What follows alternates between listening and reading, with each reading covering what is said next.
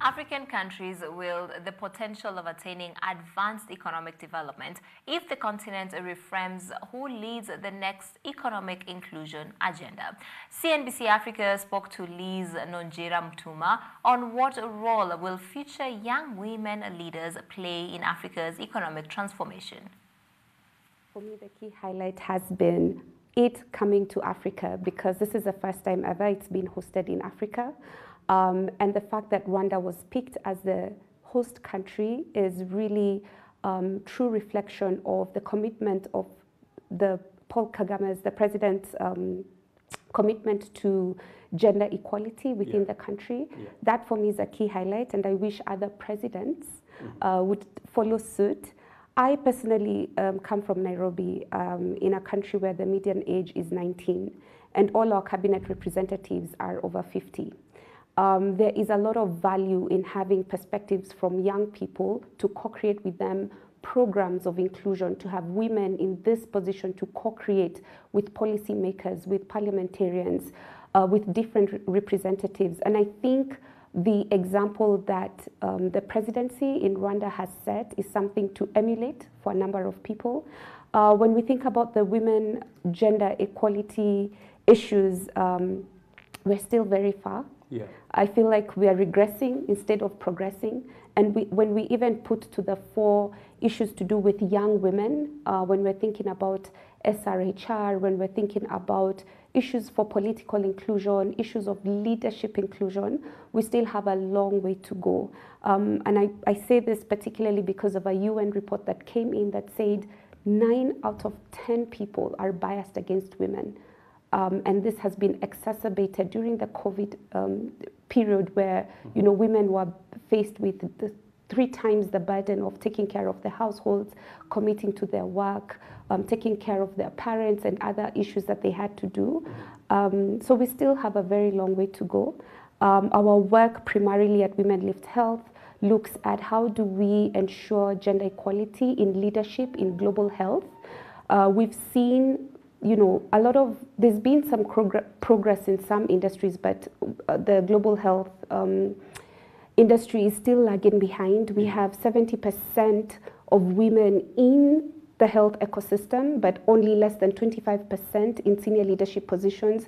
And it even grows less when you go up, less than 5% in board positions in global health institutions. So this needs to change.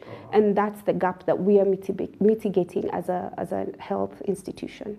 And Liz, do you think what needs to happen to reframe this whole agenda towards having more women taking a lead when it comes to key economic strategic positions in society, and how will this translate into actionable outcomes? Okay, thank you, Abby. I think what we've seen is it's not enough to just have them at the table.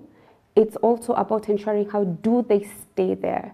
We've seen a lot of women, leaving these high-level positions because either of the stress, because of the lack of support that is there. I think we also have to focus on ensuring that they get there, but also what do we do to ensure that they stay there and their voices are heard. It's one thing to be at the table and your voice is not heard. Sure. I think we've seen some adaptations of social inclusion programs.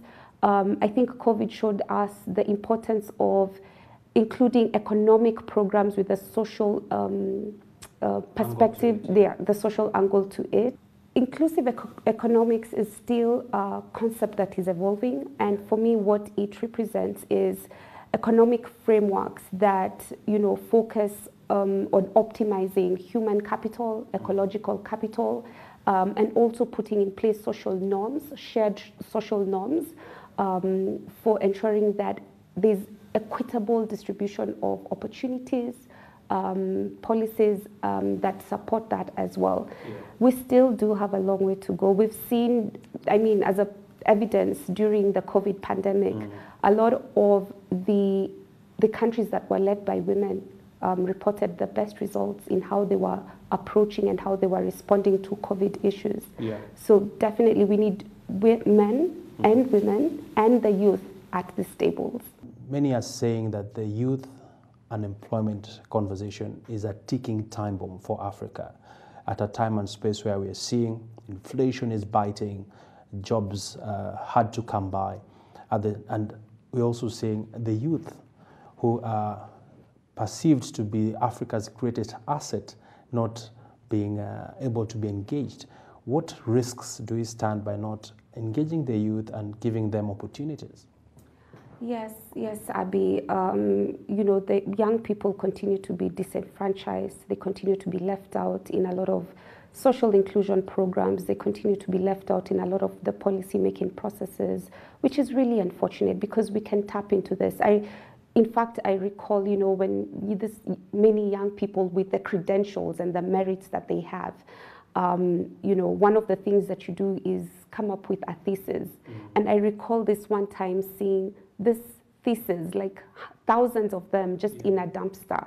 I mean, those are maybe solutions to the problems that we have today, but nobody is listening to the youth, and it's really unfortunate. And the highest risk is that we'll have a huge, mental well-being is being affected, the mental health of a lot of young people.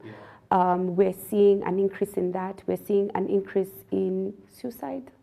We're seeing an increase in drug addiction and other vices. We're seeing, issues to do with teenage pregnancies. And we really need to focus on what programs can be put in place to support these young people. It's very strange, for instance, some countries where they've extended the retirement age. For me, it's ironical because you're sitting in a country where there's a burgeoning youth population, and you're increasing the retirement age, yet there's this young people that you can tap into. One of the biggest gaps as well, I feel, is there's no passing the baton, there's no mentorship, there's no coaching. All these generations need each other, whether it's the young generation, whether it's Gen Z, Gen X, Gen Y, the millennials, we all need each other. Older people have institutional knowledge and wealth of wisdom that they can pass on to young people. Young people have the know-how of how to leverage technology, the fourth industrial revolution. How are we thinking of creating, some jobs will be obsolete in the near future. How are we thinking ahead? How are our policies also envisioning and looking into the future? I think there's a lot to be done and a lot to be said, but we need to all join hands. No generation is better than the other, but we really need to handhold our young people. We need to provide opportunities for them. We need to include them, to co-create with them, to really make them feel included. I mean, I hate the term, you're the young leaders of tomorrow. This tomorrow never comes. So I often say young leaders of today, because it is today. And we all need to play a role in this passing the baton.